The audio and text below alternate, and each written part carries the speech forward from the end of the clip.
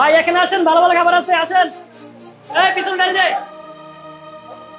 এই তুই এখানে কি করছিস? ভাই আমার খুব খিদা লাগছে, আমার কয়টা ভাত দেবেন, পেটের ভিতরটা জ্বলতেছে ভাই।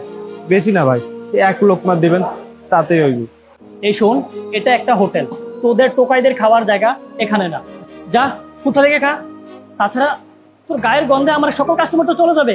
এই শোন, তোর ভালো ভালো বলতেছি, তুই এখান থেকে চলে যা, নাহলে কিন্তু তোর খবর আছে। ভাই আমি তো চুরিও করতেছি না, ভিক্ষাও করতেছি না, খালি কয়টা ভাত চাইতেছি, আমার কয়টা ভাত দেন। আমি কথা দিতেছি, আপনার থালা বাসন সব মাইজা দিন, টেবিল মেবিল সব পরিষ্কার করে দিবি। তোর মতো লোকজন এই শহরের সবচেয়ে বড় সমস্যা, তাই তোকে আমি খেতে দিতে পারবো না। যা এক্ষুনি আমার চোখের সামনে দিয়ে চলে যা। আপনি আমার লাথি মারতে চাইলেন ভাই, শুধুমাত্র আপনার কাছে ভাত চাইছি দেখা। ভাই আপনার কাছে আমার পেটের খিদার চাইতে অহংকারটা অনেক বড় হয়ে গেল না? আপনারা টোকাইকে ঘৃণা করেন দেখা এই টোকাইয়ের একদিন সন্ত্রাসী হয়, ছিনতাইকারী হয়। আপনাকে অবহেলার কারণে এরা ভুল পথে চলে যায়, কিন্তু আমি ভুল পথে যাবো না। আমি যুদ্ধ করবো, আমি এক লোকমা ভাতের লেগে যুদ্ধ করবো। আজকে না খায় থাকবো, কিন্তু একদিন আমার ভাতের অভাব হইব না ভাই। তোর মতো লোকজন এই শহরের সবচেয়ে বড় সমস্যা, তাই তোকে আমি খাবার দিতে পারবো না। এক্ষুনি আমার চোখের সামনে থেকে চলে যা, তাহলে তোকে লাথিতে ফেলে দেবো। এই টোকাইয়ের বাচ্চা, এত চাপাবাজি না করিয়া তুই এখন এখান থেকে যা। আর তোর এত চাপাবাজি দেখে মনে হয় তুই অনেক বড় নেতা হবি। আর শোন, তোর ভালো ভালো বলতেছি, আর কোনোদিন এই হোটেলের সামনে আসবি না। আর যদি হোটেলের সামনে এসে খাবার চাস, তাহলে কিন্তু হাত পাবে কিন্তু একবারে। যা এখান থেকে। ভাই আসেন, এখানে ভালো ভালো খাবার আছে। এই পিছনে ভালো করে দেখ।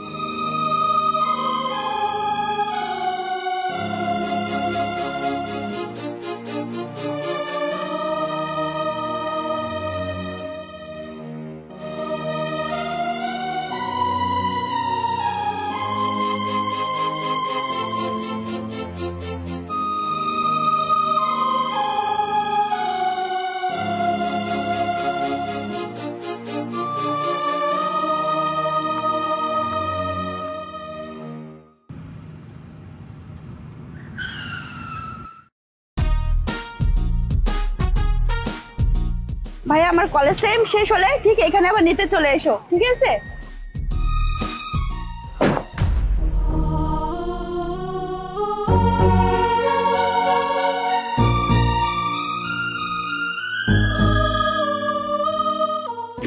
দাঁড়াও, তুমি ময়লা ডাস্টবিন থেকে খাবার তুলে কেন খাচ্ছ? মানুষ যদি ডাস্টবিনের ভিতরে ভালো খাবার ফালাইতে পারে, তাহলে আমি খাইলে সমস্যা কই? সমস্যা কোথায় মানে? ওই ময়লা ডাস্টবিন থেকে তুমি খাবার খেলে তুমি তো অসুস্থ হয়ে পড়বে। আরে আপা, পুরো সমাজটাই তো অসুস্থ, আমি সুস্থ থেকে কি করবো? কি ব্যাপার, তুমি একজন টোকাই হয়ে এই সমাজ অসুস্থ তুমি কিভাবে জানলে? আপা, আপনি তো এই বড় জায়গায় পড়াশোনা করেন, শিক্ষিত মানুষ, আমার দেখে তো আপনার ভালো বোঝনের কথা। এই নাও 100 টাকা, এটা দিয়ে তুমি পেট ভরে ভাত খাবে, আর ওই ডাস্টবিন থেকে নোংরা খাবার আর কখনো খাবে না। আপা, বাঁচতে হলে শুধু ডাস্টবিনের খাবার না, পুরো পরিবেশের লগে যুদ্ধ করে বাঁচতে হয়। দেন।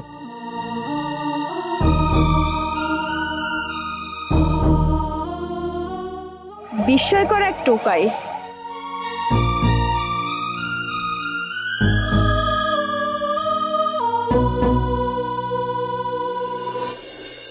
শিপু জানো, আজ যখন আমি কলেজে যাচ্ছিলাম একটা ছেলেকে দেখলাম ডাস্টবিন থেকে খাবার তুলে খাচ্ছিল। সেটা দেখে না আমার বুকের ভিতরটা কেমন মোচড় দিয়ে উঠলো। আমাদের জীবনের প্রতিচ্ছবি। তুমি আসলে বাস্তবতার বাইরে বড় হয়েছো। আমাদের দুনিয়ায় এরকম গরিবদেরকে প্রতিদিন প্রতিযোগিতা করে বাঁচতে হয়। আরে তুমি এসব কি বলছো? তুমি একটা টোকাইয়ের সঙ্গে নিজেকে তুলনা করছো। শ্রুতি, দারিদ্রতা আমার প্রতিদিনের ছায়া।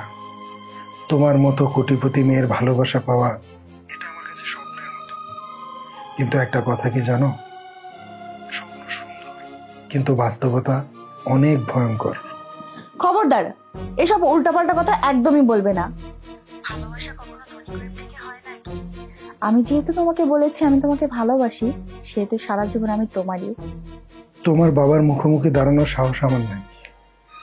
আমি গরিব, টিউশনি করে বাবার চিকিৎসা চালাই। তাছাড়া নিজের লেখাপড়ার খরচ চালানোর জন্য আমাকে অনেক কষ্ট করতে হয়। শিপু, আমি বিলাসিতা চাই না, আমি তোমার হাত চাই, আমি তোমার ভালোবাসা চাই। বাকি জীবনটা ডাল ভাত খেয়ে হলেও আমি তোমার সাথেই কাটাতে চাই।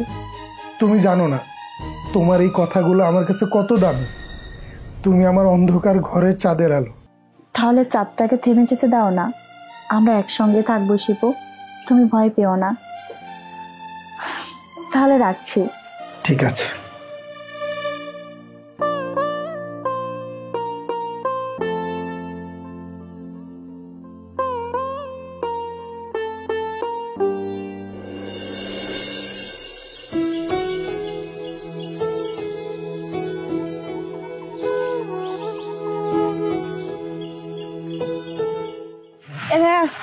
চলো।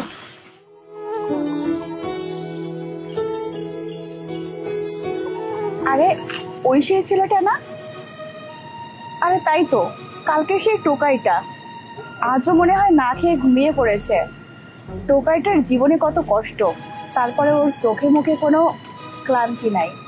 চাই টোকাইটার সঙ্গে একটু কথা বলে আসি।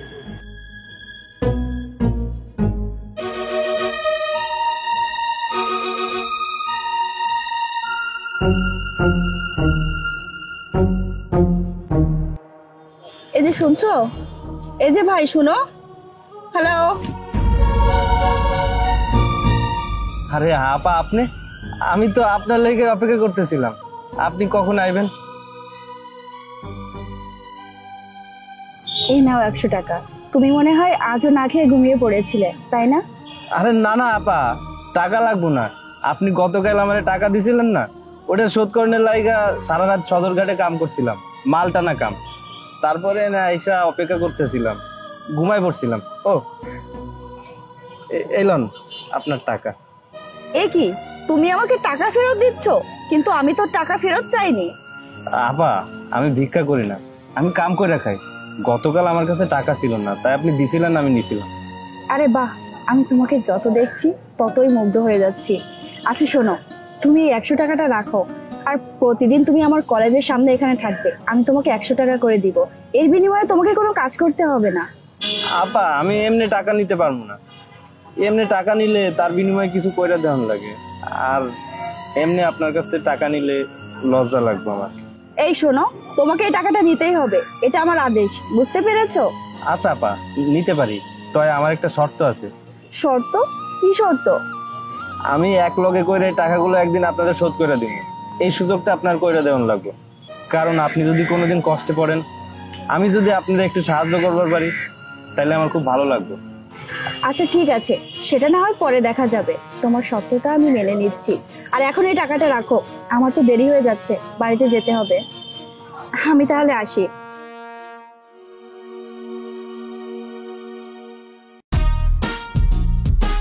দেখছো, টাকা পাইছি, তরে রুটি কিনা দিব। তুই আর আমি তো এক, চিন্তা করিস না, খাওয়ান দুটো দেবো।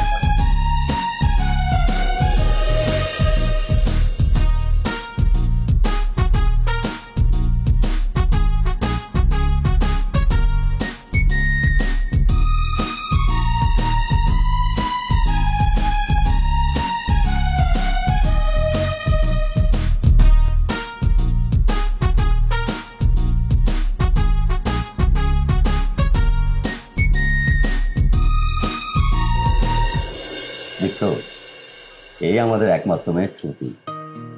আমরা ওকে অনেক আদর যত্নে বড় করেছি, আমাদের খুব আদরের মেয়ে। ওকে ঘিরেই আমাদের যত স্বপ্ন। একদম ঠিক, আমাদের এই আদরের মেয়েকে আমরা চাই তোমার মতো একজন কোটিপতি প্রতিষ্ঠিত পাত্রের কাছে পাত্রস্থ করতে। আসলে বাবা, তুমি একজন বিশাল শিল্পপতি। তোমার দীপ্ত গ্রুপ অফ ইন্ডাস্ট্রির সাথে যদি আমাদের শ্রুতি গ্রুপ অফ ইন্ডাস্ট্রি মিলে যায়, তাহলে কিন্তু চেম্বার অফ কমার্সে আমরা রাজত্ব করতে পারি। আম্মু, আসলে ওনার সঙ্গে আমার একটু কথা ছিল। কথা বলবি? আচ্ছা ঠিক আছে, যা ভিতরে দিয়ে যা। ঠিক আছে, চলুন।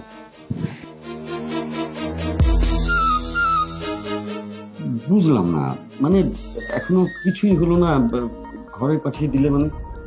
হ্যাঁ, থামো তো। আরে এখন হচ্ছে আধুনিক যুগ, এখন কি আর সেই যুগ আছে যে মা বাবারা যাকে পছন্দ করে হাতে তুলে দিবে, মেয়ে সেটাই মেনে নিবে? দুজনে কথা বললে ওদের বন্ডিংসটা ভালো হবে, বুঝতে পারছো না কেন তুমি? না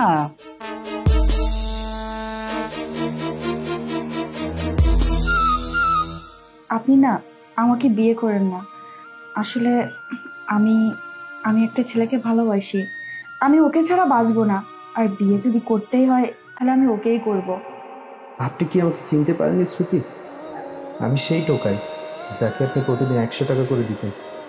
আজ সেই ঋণ শোধ করার সময় এসে গেছে। আচ্ছা, আপনি কি কিছু ভাবছেন? আপনি কোনো চিন্তা করবেন না, আপনি আপনার বাবার সিদ্ধান্তটা মেনে নিয়ে বিয়েতে রাজি হয়ে যান।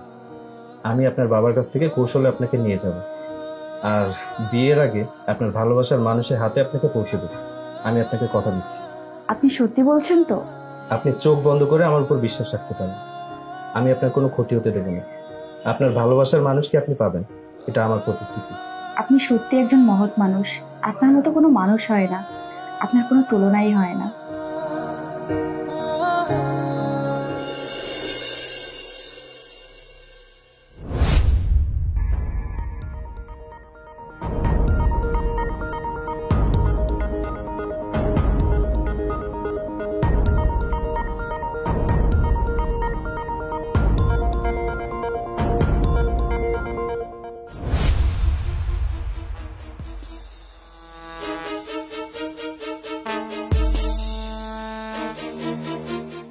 আচ্ছা, সিগারেট আছে?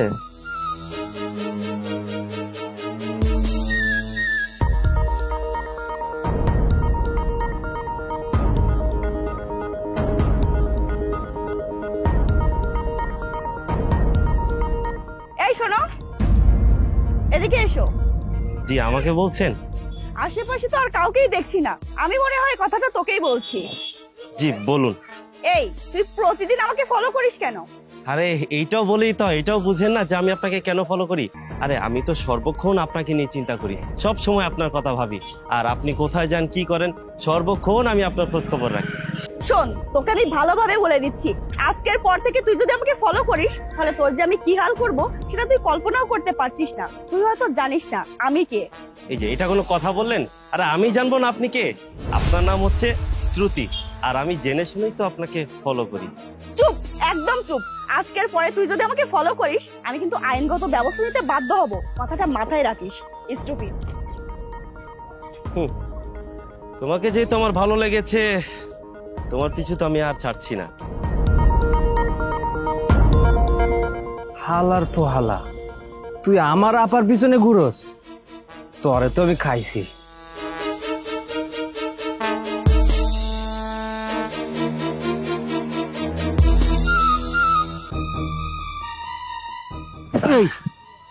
বাচ্চা, তুই আর পিছু নিস কেন? তোরে আজ আমি খাইছি।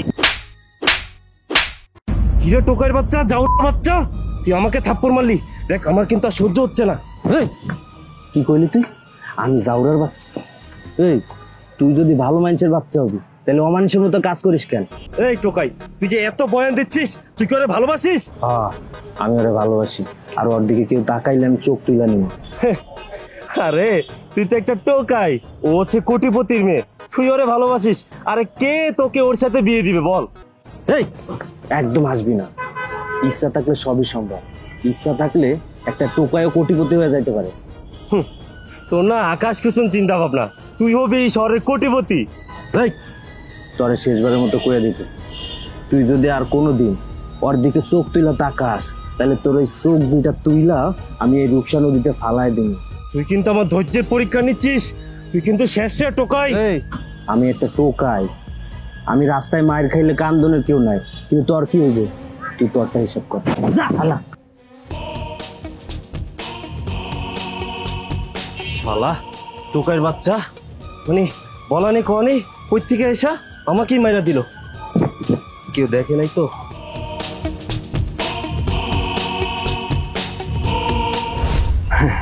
ভালোবাসা, টোকাইয়ের ভালোবাসা। আমি টোকাই থেকে কোটিপতি হয়ে গেলাম, তাই না? আজ আমার কাছে অনেক টাকা, কিন্তু আমাকে একটা ঋণ শোধ করতে হবে।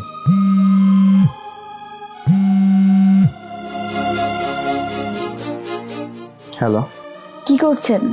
কিছু না, ভাবছিলাম আমি আগামীকাল আসবো আপনাকে নিতে, আপনার ভালোবাসার মানুষের কাছে আপনাকে পৌঁছে দেবো। সত্যি বলছেন তো? হ্যাঁ, আগামীকাল আপনার ভালোবাসার মানুষকে রেডি থাকতে বলবেন, আপনাকে তার হাতে তুলে দিয়ে আসবো। আপনি শুধু কোটিপতি না, আপনার হৃদয়টা আরো অনেক বড় কোটিপতি। আপনার জায়গায় যদি অন্য কেউ থাকতো তাহলে আমাকে দেখে লোভ করত, লালসা করত, কিন্তু আপনাকে দেখে আমি কখনোই বুঝতে পারিনি যে আপনি আমাকে দেখে লোভ লালসা করেছেন। যদি জীবনে লোভ লালসা করতাম তাহলে আজকে হয়তো কোটিপতি হতে পারতাম না। আচ্ছা যাই হোক, আপনি কাল রেডি থাকবেন, আপনাকে নিতে আসছি। ইনশাল্লাহ।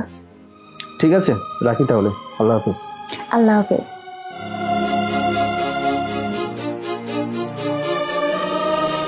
যদি আপনার কোনো আপত্তি না থাকে তাহলে আমি ওনাকে নিয়ে একটু বাইরে ঘুরতে যেতে চাচ্ছিলাম।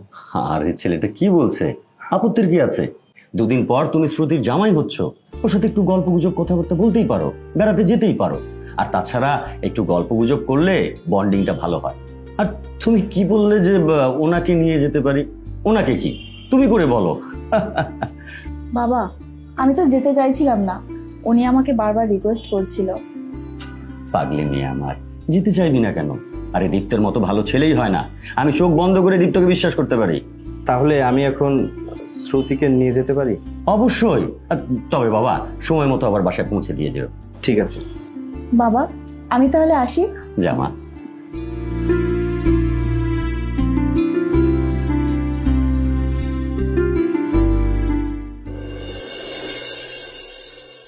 আচ্ছা দীপ্ত, তুমি আমার বাবার কাছ থেকে বলে আসলে আমাকে নিয়ে ঘুরতে যাবে, তাহলে আমরা এই ছাদে কি করছি? দাঁড়িয়ে আছি, বলতে পারো অপেক্ষা করছি। অপেক্ষা করছি? কিন্তু আমরা কার জন্য অপেক্ষা করছি আমি তো কিছুই বুঝতে পারছি না। অনেকক্ষণ তো অপেক্ষা করলে, আর একটু অপেক্ষা করো, সে আসলেই দেখতে পারবে কার জন্য অপেক্ষা করছিলে আর কেন করছিলে। এই তো এসে গেছে। আরে শিপু, তুমি এখানে? হ্যাঁ, আমি আসতে বলেছিলাম, এই জন্য উনি এসেছে। কিন্তু কেন? তুমি হঠাৎ শিপুকে এখানে কেন আসতে বললে? আমি তো কিছুই বুঝতে পারছি না। আমি ওনাকে এখানে আসতে বলেছি কারণ আমি চাই না তোমার ভালোবাসার মানুষ থেকে তুমি দূরে থাকো। মনে আছে আমি তোমাকে একদিন কথা দিয়েছিলাম না, তোমার ভালোবাসার মানুষের কাছে আমি পৌঁছে দেবো? আমি সেই চেষ্টাই করছি। আমি তোমাদেরকে কাজী অফিসে নিয়ে যাব, তারপর তোমাদের বিয়ে দেব। কিন্তু দীপ্ত, এইভাবে বিয়ে করলে আমার বাবা মা কি মানবে? আমি তো কিছুই বুঝতে পারছি না। সেসব নিয়ে তোমার চিন্তা করতে হবে না। আমি যখন তোমাদেরকে ডেকেছি, বিয়েটা যখন আমিই দিচ্ছি, তাহলে আমি সবকিছু সামলে নেব, আর তোমার বাবা মায়ের সাথে আমি কথা বলে নেবো। এখন চলো তো, সন্ধ্যা হয়ে যাচ্ছে, দেরি না করে কাজী অফিসে চলো। ভাইয়া, আপনাকে অনেক ধন্যবাদ। আপনি আমাদের জন্য যা করলেন সেটা আর কেউ করবে না। দেখো, আমার যেটা সঠিক মনে হয়েছে আমি সেটাই করেছি। এখন কথা বাড়িয়ে না তো, চলো। শ্রুতি, চল।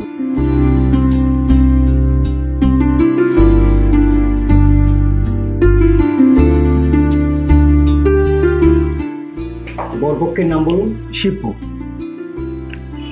কনের নাম বলুন। শ্রুতি আক্তার। সাক্ষীকে? সাক্ষীর নাম বলুন। দীপ্ত চৌধুরী।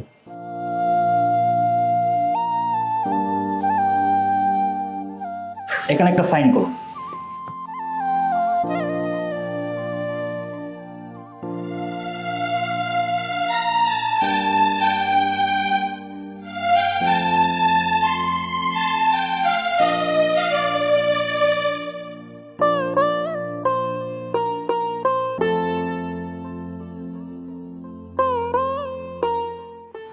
আলহামদুলিল্লাহ, মোহাম্মদ নূর শিপু এবং শ্রুতি আক্তার এখন থেকে আপনারা দুজন স্বামী স্ত্রী। আল্লাহ তাআলা আপনাদের জীবনে সুখময় করুন।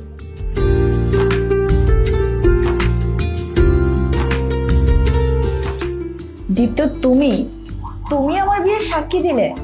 যার সঙ্গে আমার বিয়ে হওয়ার কথা ছিল সেই আমার বিয়ে দিল? শ্রুতি, ভালোবাসা কখনো বাধা হয়ে দাঁড়ায় না, ভালোবাসাকে মুক্তি দিতে হয়, তাহলেই পূর্ণতা পায়। আমি চাই তুমি সুখে থাকো। তুমি সত্যি অসাধারণ। তুমি নিজেকে যেভাবে উঁচুতে তুলে ধরলে আমি সারা জীবন তোমার কাছে কৃতজ্ঞ হয়ে থাকবো। ভাইয়া, আমি একজন গরিবের ছেলে। আমি জানি না আমি শ্রুতিকে কতটুকু সুখী করতে পারবো, তবে আমি আমার সাধ্যমতো চেষ্টা করব। আমার দায়িত্ব কিন্তু এখনো শেষ হয়নি। তোমাদেরকে সুখী করতে যা যা প্রয়োজন সব আমি করব। চলো, আজ থেকে তোমাদের নতুন জীবন শুরু হবে, ভালোবাসার, সম্মানের এবং নির্ভয়ের। তোমাদের পাশে আমি ছিলাম, আছি এবং থাকবো। এখন চলো।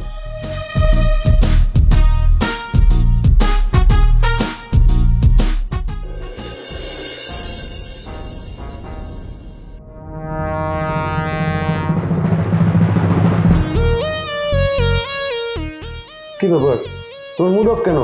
মুড অফ থাকবে না? সেই সকালবেলা দীপ্তর সাথে মেয়েটাকে পাঠিয়েছো, অথচ এখনো পর্যন্ত মেয়েটা বাড়িতে ফিরে আসেনি। আর তাছাড়া ওর মোবাইলও বন্ধ পাচ্ছি। আরে বাবা, এখানে দুশ্চিন্তার কি আছে? আমি তো এটা নিয়ে দুশ্চিন্তার কিছু দেখছি না। আর মেয়েটাকে কার সাথে পাঠিয়েছি? দীপ্তর সাথে পাঠিয়েছি, এই শহরের একটা প্রতিষ্ঠিত ব্যবসায়ী। আরে বাবা রে বাবা, যার সাথে আমার মেয়ের বিয়ে ঠিক হয়েছে তার সাথে একটু বেড়াতে যেতে পারে না? যে শহরের অবস্থা, যানজট লেগেই থাকে, এই জন্য লেট হচ্ছে হয়তো। তুমি যে এত কথা বলছো, আমি তো মেয়ের মা, তুমি যত কথাই বলো তারপর তো আমার টেনশন হবেই নাকি? দেখো, মেয়ে শুধু তোমার একার না, মেয়ে কিন্তু আমারও। টেনশন আমারও হয়। টেনশন করতাম কখন? যখন আমরা কোনো অপরিচিত মানুষের সাথে পাঠাতাম। দীপ্ত আমার পরিচিত, দীপ্ত প্রতিষ্ঠিত একজন ব্যবসায়ী, তার সাথে পাঠিয়ে আমি যদি টেনশন করি, এটা কিন্তু ঠিক না, বুঝছো? আচ্ছা, তুমি টেনশন করো না, আমি দীপ্তর সাথে কথা বলছি।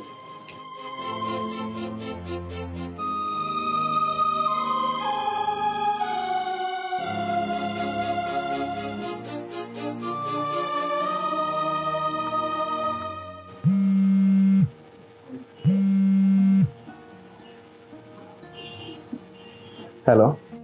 হ্যালো দীপ্ত, শ্রুতি কোথায়? আরে এত রাত হয়ে গেল, এখনো ওকে পৌঁছে দিয়ে গেলে না কেন? শ্রুতি তার ভালোবাসার মানুষের কাছে পৌঁছে গেছে। হোয়াট? শ্রুতির ভালোবাসার মানুষ তো তুমি। সে তোমাকে ছেড়ে কোন ভালোবাসার মানুষের সাথে গেল? না, আমি না। আপনার মেয়ে শ্রুতি অন্য একটা ছেলেকে ভালোবাসতো। তারা দুজন দুজনকে পাগলের মতো ভালোবাসতো। আপনি চাইছিলেন আমার সাথে তার বিয়ে দিতে, কিন্তু আমার সাথে বিয়ে দিলে সে সুখী হতো না। তাই আমি নিজে গিয়ে তাকে তার ভালোবাসার মানুষের কাছে পৌঁছে দিয়েছি। দীপ্ত, তুমি আমার সাথে বেইমানি করলে, বিশ্বাসঘাতকতা করলে। তোমাকে আমি ছাড়বো না, তোমাকে আমি ছাড়বো না। এই মিস্টার জাফর খান, চিৎকার করবেন না। এই দীপ্ত টোকাই থেকে কোটিপতি হয়েছে। আপনার থেকে গাড়ি, বাড়ি, ইন্ডাস্ট্রি সবকিছু আমার দ্বিগুণ। সো আমার সাথে পাঙ্গা নিতে আসবেন না। Mind it. কাল সকালে আমি তোর বাসায় আসছি, তোর মুখোমুখি হচ্ছি।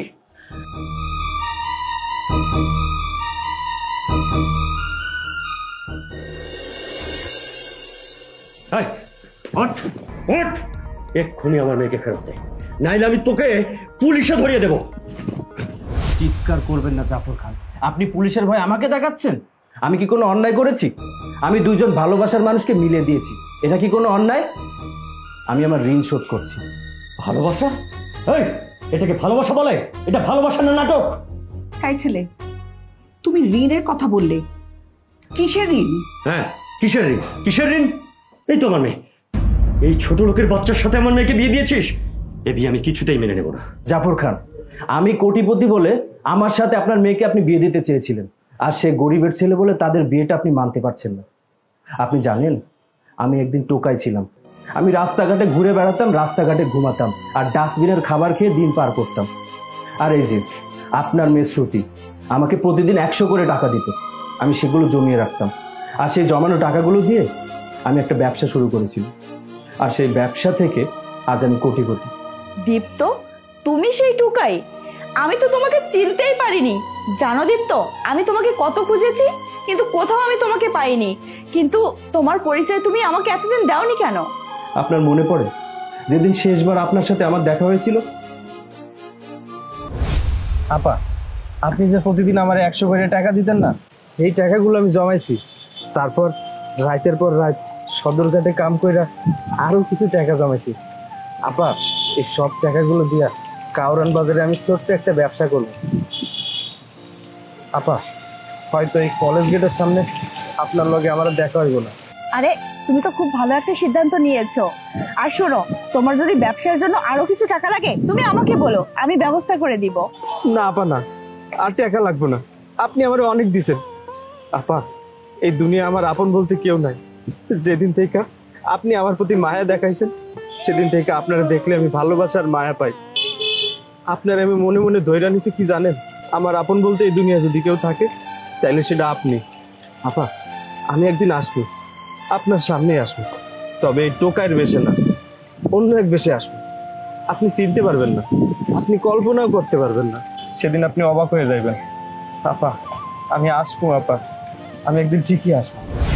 আমি একসময় পথের মানুষ ছিলাম, টোকাই ছিলাম। আপনার মেয়ে শ্রুতি আমাকে ভালোবেসেছে, দয়া করেছে আমার উপরে। আজকে আমি যে অবস্থানে দাঁড়িয়ে আছি না, তার সম্পূর্ণ কৃতিত্ব আপনার মেয়ের। আমি এই ফাইলে আমার বাড়ি, গাড়ি, ইন্ডাস্ট্রির সব কিছু এদের নামে করে দিয়েছি। কি বলছো তুমি এসব? হ্যাঁ, আপনার মনে আছে একদিন আমি আপনাকে কি বলেছিলাম? যে প্রতিদিন আপনি আমাকে 100 টাকা করে দিতেন, যদি কোনোদিন সুযোগ পাই এই টাকাগুলো আপনাকে ফেরত দেব। আপনার ঋণ তো আমি শোধ করতে পারবো না, তবে যদি কিছুটা আপনার উপকারে আসতে পারি তবে নিজেকে খুব ধন্য বলে মনে করব। আজ আমি সেটা করতে পেরেছি, নিজেকে আজ সফল মনে হচ্ছে। দীপ্ত, আমাদের সমাজের মানুষগুলো না টোকাইদেরকে ভালোবাসে না, সম্মান করে না। একটা টোকাইকে যদি ভালোবাসা হয়, সম্মান করা হয়, তাহলে একটা টোকাই যে কত দূর যেতে পারে তুমি তার বাস্তব প্রমাণ। আমি তোমার গিফটগুলো ফিরিয়ে দিব না, সাদরে তা গ্রহণ করব। তোমাকে স্যালুট। তুমি আমার চোখ খুলে দিয়েছো বাবা দীপ্ত। আমি তোমার চেয়ে অনেক বয়সে বড়, কিন্তু আজ আমি তোমার কাছে কিছু শিখলাম। আজ থেকে দীপ্ত, শ্রুতি, শিপু সবাই আমার বাড়িতে থাকবে, আমরা সবাই একসাথে থাকবো। আর তুমিও কিন্তু এখন আর একা নও, আমরা তোমার মা বাবা। কিরে মামনি, এখন খুশি তো? হ্যাঁ বাবা, অনেক খুশি।